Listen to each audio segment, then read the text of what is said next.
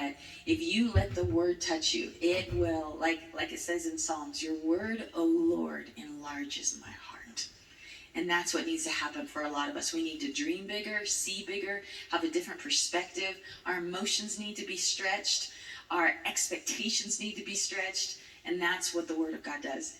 It enlarges our hearts to truly see God for who He is. And Carrie can testify to this, but I've traveled to some of our locations worldwide, and it's the exact same experience in other places. Matter of fact, when Mike and Carrie were in Russia, they ministered to the people, and I forget the exact number, but they've seen multiple people raised from the dead over there. I remember one story of a couple that their son died, and they stood and prayed for quite a while. But anyway, the point is that this isn't unique to a person, is the point I'm trying to get across. It's the truth that sets people free. And this is just one place that God is speaking the truth. But we have that balance of grace and faith that make us, as far as I'm aware, kind of unique to put grace and faith together. And we are seeing wonderful results. I know that was one of the things that Mike and I had asked Andrew.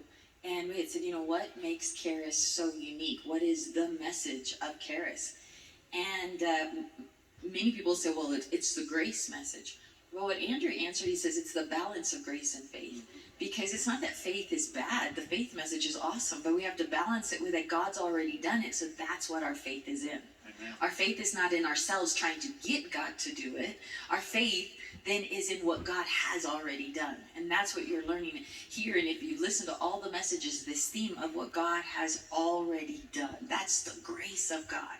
That's His love. And then we have faith. We activate our faith and say, you know what? That's mine, and it's for me today. And I've heard Carrie give testimonies in Russia, these people that were under such a strict communist government, and it was just total legalism.